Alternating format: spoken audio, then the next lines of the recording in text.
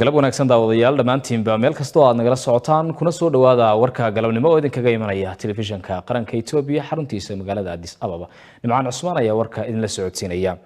Ra'iisul Wasaaraha dalka Canada Justin Trudeau oo soo gaadhay maalinimadii shalay magaaladan Addis Ababa ayaa waxa uu tilmaamay in nidaamka maamul ee Ra'iisul Wasaare Abiy Ahmed uu yahay mid hogaamin wanaagsan dalka u horseedi doona. Ra'iisul Wasaaraha ayaa lagu soo dhaweeyay xafiiska Ra'iisul Wasaare Abiy waxaana labada mas'uul ay ka wada hadleen talaabooyinka loo baahan yahay in lagu xoojiyo xiriirka labada dal. kulankani dhex maray labada mas'uul ayaa Ra'iisul Wasaareyaashu ama Ra'iisul Wasaare Abiy uu sheegay in Ethiopia ay ka go'an tahay in ay sii xoojiso xiriirka diblomaasiyadeed ee ay Canada la leedahay. Justin Trudeau Ra'iisul Wasaaraha dalka Canada ayaa geestiisa xusay in labada dal loo baahan yahay in ay iska kaashadaan arrimo badan oo ay waxbarashadu ku jirto. waxaana ugu dambeyn Ra'iisul Wasaaraha Canada loo dalxiiskeeyay fagaaraha xorriyadda ee magaalada tan Addis Ababa.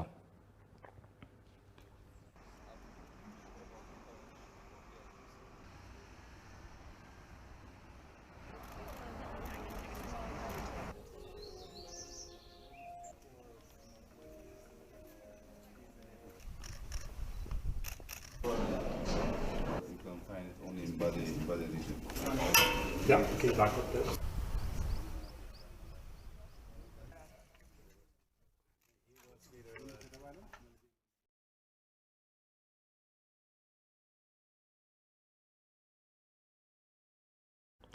shirka madaxda qaaradda tan Afrika ayaa maalinta bariya ka furmi doona magaaladan Addis Ababa waxaana madaxweynaha dalkan Ethiopia Sahle-Work Zewde ay soo dhaweysay isla markaana ay qaabishay qaar ka mid ah madaxda qaaradda tan Afrika kuwaasi oo ka qayb galaya shirka 33aad ee midowga Afrika. madaxweynaha ayaa waxa ay qaabishay isla markaana ka mid ah madaxda ay qaabishay madaxweynaha dalka Rwanda Paul Kagame, ra'iisul wasaaraha dalka Sudan Abdallah Hamdok, madaxweynaha dalka Zimbabwe Emerson Mnangagwa iyo sidoo kale madaxweynaha dalka Koonfurta Sudan Salva Kiir iyo ugu dambeyntii madaxweynaha dalka Masar Abdul Fattah al-Sisi. geestiisana ra'iisul wasaaraha dalka Abiy Ahmed ayaa waxa uu qaabilay xogayaha guud ee ururka jamciyadda quruumaha ka dhaxaysa Antonio Guterres waxaana sidoo kale uu ka qayb galaya shirka 33aad ee midowga qaaradda tan Afrika isagoo sidoo kalena ra'iisul wasaaruhu qaabilay madaxweynayaasha dalalka Koonfur Afrika madaxweyne Cyril Ramaphosa iyo madaxweynaha dalka Nigeria Muhammadu Buhari.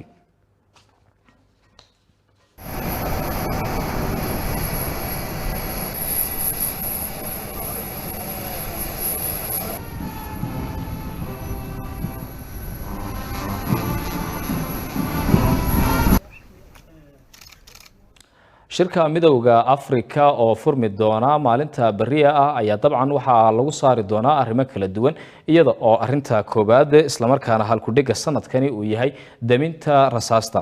shirka midowga Afrika ayaa dabcan waxa diiradda lagu saari doonaa xalinta colaadaha ka jira qaybo kamid ah qaaradda tan Afrika, arrimaha horumarka iyo waliba dhinaca damaanad qaadka cunnada. komishineerka komishanka dhaqaalaha miyiga iyo beeraha Joseph Sako ayaa waxa uu warbaahinta u sheegay in dhibaatooyin badan oo arrimaha qaaradda tan Afrika ku aadan ay soo food saareen gaar ahaan dhinaca uu yiri arrimaha damaanad qaadka cunnada. mas'uulka ayaa waxa uu sheegay in taageerooyin badan laga helo dibadda taasina aanay ku filayn qaaradda tan Afrika balse loo baahan yahay in arrimahani ay qaaraddu si iskeeda xal degdeg ah uga gaadho. mudane Cumar Xuseen wasiirka beeraha ee dalkan Ethiopia ayaa waxa uu sheegay in nidaamka horumarka cagaaran ee dalkan Ethiopia uu qayb weyn ka qaadan doono dhinaca wax ka qabashada isbedelka cimilada. nabadgelyo la'aan laguma xaqiijin karo nidaamka damaanad qaadka ayaa ay yiraahdeen mas'uuliyiintu waxaana sidoo kale ay tilmaameen in ajendaha ugu weyn ee lagaga hadli doono arrimahani ay qayb ka noqon doonto dhinaca daminta colaadaha iyo waliba damaanad qaadka cunnada. sidoo kalena wadayaal kulan dood cilmiyeeda kaasi oo looga hadlayay sugidda xuquuqda dumarka iyo sinaanshaha ayaa waxa uu ka dhacay magaalada tan Addis Ababa. sidoo kale kulankani oo ay ka qayb galaysay madaxweynaha dalkan Ethiopia Sahle-Work Zewde ayaa ka dhacay magaaladani waxaana madaxweynuhu ay sheegtay in inkasta oo la qaaday tallaabooyin wax ku ool ah haddana aan wali la gaadhin halkii la hiigsanayay. We have spent decades talking about the importance ruuc qarniyaal badan waxaan ku jirnay ka hadalka arrimaha sinaanshaha ee haweenka iyo tayeyntooda laakiin natiijada muuqata ma aha mid u dhiganta tii la rabay. madaxda Afrika waxaa laga rabaa inay ilaaliyaan ballanqaadkooda arrimahani ku aadan. geesta kalena haddaba madaxweynaha dalkan Itoobiya Sahle-Work Zawde ayaa waxa ay tilmaantay in arrimahani loo baahan yahay in la xaqiijiyo iyada oo tilmaantay in tallaabooyin badan hore loo qaadi doono. The reality is that we have failed women and girls. Marka aan eegno xaqiiqooyinka jira waxa soo baxaya in dhibaatooyin badan ay haystaan haweenka Afrika. Tusaale ahaan gabdhuhu ma helaan tacliintii ay u baahnaayeen. Waxa muuqata guldaloolooyin badan oo laga dareemi karo ka qayb noqoshada xarumaha tacliinta sare. Sidaas darteed waxa la inaga rabaa in aan ficil u bedelno isla markaana aan ka dhabayno wax ka qabashada arrimahani. hay-adda cunnada ee FAO ayaa waxa ay tilmaantay in loo baahan yahay 7 milyan oo dollarka Mareykanka si wax looga qabto saameynta ba'an ee ayaxu ku yeeshay wadamo ka tirsan qaaradda tan Afrika gaar ahaan wadamada ku yaala geeska qaaradani Afrika. Kulan haddaba ay ka qayb qaadanayeen qaybo ka mid ah madaxda dalalkani ayaa ka qabsoomay magaalada Addis Ababa. Cabdilaahi Cabdi ayaa warbixintan ka diyaariyay. ayax lama deegaanka ayaa noqday mid waxyeelo baahsan u geystay 18 hektar oo dhul daaqsimeed iyo dalagyo ku yaala dalalka Itoobiya, Kenya iyo Soomaaliya. dhibaatada ayaxu ku haya dalalkan ayaa noqotay mid qayladaan laga muujiyay iyadoo laga cabsi qabo gabaabsi ku yimaada cunnada iyo maciishada gobolka. haddii la xakameyn waayana ayaxa ayaa u sii gudbi doona dalalka Eritrea, Koonfurta Suudaan iyo Uganda. haddaba si looga hortago ayaxa faraha ba'an ku haya dalalkan gobolka ku yaala ayaa waxa hay'adda qaramada midoobay u qaabilsan cunnada iyo beeraha marka magaceeda la soo gaabiyo la yiraahdo FAO oo shaqeyn dhow la leh wadamada ayaxu saameeyay kulan ugu qabatay magaalada Addis Ababa. kulankan oo ka soo qayb galeen wasiirada beeraha ee dalalka Kenya, Uganda, Koonfurta Suudaan, Yemen, Suudaan, Soomaaliya iyo Itoobiya, madax ka socotay midowga Afrika iyo safiiro. kulankan ayaa laga wada hadlay sidii loo xakameyn lahaa ayaxa isla markaana looga hortagi lahaa, waxaana hay'adda FAO xustay in dalalka Sacuudiga iyo Yemen ay taageero dhaqaale ku bixiyeen sidii loo xakameyn lahaa dhibaatooyinka ayaxu ku hayo gobolka. haddaba wasiirka beeraha iyo waraabka Soomaaliya Mudane Siciid Xuseen Ciid oo ka qayb galay kulankan ayaa ETV uga warbixiyay ujeedada kulankan iyo wixii laga wada hadlay, waxaana uu yidhi shirkan waxaa ka soo qayb galay wasiirada bariga Afrika ee beeraha waxaa soo qabanqaabiyay ururka midowga Afrika iyo ururka beeraha iyo cuntada adduunka ee FAO. waxaa ka soo qayb galay urur goboleedka IGAD iyo wasiirada beeraha bariga. waxaa laga hadlay dhibaatada ayaxa ku hayo gobolka, dhibaatada u geystay, sida looga hortagi karo iyo sida la iskaga kaashan karo ka hortagiisa, iyo ilaa hadda waxaa laga qabtay arrimahaas laga hadlay. waxaana wasiirku sheegay in ayaxa gobolka saameeyay meeshii ugu horeysay uu ka soo gaar ay tahay Soomaaliya, sidaas daraadeedna loo baahan yahay in la taageero. waxaa loo aqoonsaday Soomaaliya inay tahay meesha ayaxa ugu badan oo soo mara gobolka markuu ka yimaado deegaanka Carbeed. Soomaaliya uu soo maraa kadib uu soo gudbaa Kenya iyo Ethiopia. waxaa marka la isla gartay in Soomaaliya aad loo taageero si looga hortagi lahaa loogu soo gudbeen ayaxaasi. annaguna waa ka jeedinay dhibaatada uu geystay ilaa hadda iyo tabarta meesha ay taagan tahay sida uga badan tahay awoodda dalka inuu ka qabto.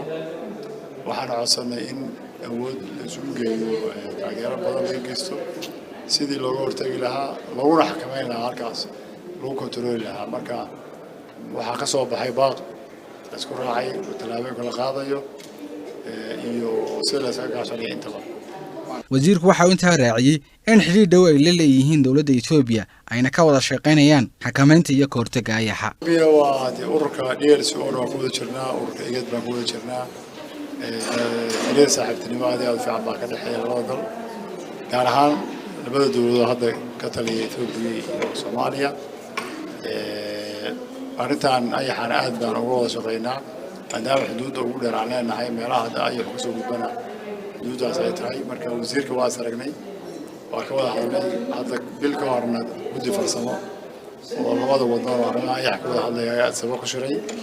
marka waxaan rajaynaynaa iskaashi inta ka ballaaran inaan yeelano sidii loo xakameyn lahaa ayaxa iyo dhibku ku hayo gobolka. ugu dambeyntii kulankan ayaa la iskula qaatay in la kordhiyo dhaqaalaha iyo agabka loo baahan yahay si loo taageero hawlgalka lagu xakameynayo ayaxa. waxayna dalalku dalbadeen in la badiyo hawlgallada dhanka cirka iyo dhulkaba si loo yareeyo ayaxa loogana hortago inuu dib u soo noqdo mar labaad. waxaa la qabtay kulan ballaaran kaasi oo ahaa mid looga wada hadlayay caafimaadka hooyada, kaasi oo lagu soo xidhayay xuska bisha hooyada caafimaadka qabta. Cabdilaahi Raabi ayaa warbixintan eegay. bisha tir waa bisha caafimaadka hooyada haddaba bishan oo barnaamijyo kala duwan oo maalintaas iyada ah ku beegan ayaa lagu soo gebagabeeyey kulan wadatashi ah oo caafimaadka hooyooyinka lagaga hadlayo kulankaasi wadatashiga ee lagu soo gebagabeynayay xuska bisha caafimaadka hooyada qabta waxaa ka soo qayb galay guddiga joogtada ee golaha wakiilada shacabka u qaabilsan arrimaha haweenka dhalinyarada iyo bulshada waxaa kaloo iyaguna ka soo qayb galay dhammaan wakiilla ka kala socda guddiyada joogtada ee kale golaha wakiilada shacabka iyo xubnahooda kulankaasi waxaa si ballaaran looga wada xaajooday xaaladda caafimaadka hooyooyinka ee dalka ka jirta dhibaatooyinkaasi jira iyo xalka lagaga gudbi karo kulankaasi waxaa lagu eegay heerka iyo isticmaalka qorshaynta qoysku masha ay dalka ka taagan tahay iyo wixii loo baahnaa in la qabto si adeegaasi loo sii fidiyo haddaba kulankaasi waxaa qormadaraasadeed ka soo jeedisay dr masarat zalaalem oo ah agaasimaha qaybta caafimaadka hooyooyinka dhallaanka iyo nafaqada ee wasaaradda caafimaadka dowladda jamhuuriyadda dimuqraadiga ee federaalka etoobiya dr masarat qormadeedaasi waxay kaga hadashay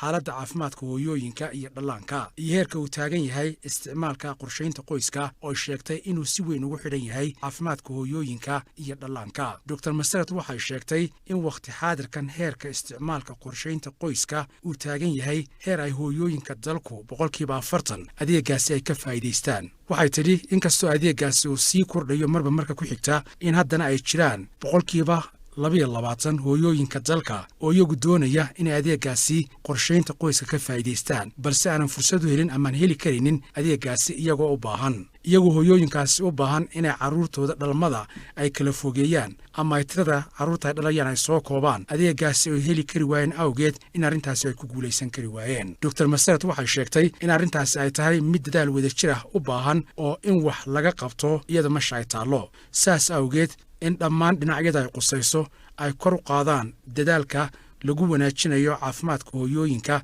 iyo ka faa'iidaysiga qorshaynta qoyska oo dhammaan horumarka dalka waxtar sarreeya u yeelanaya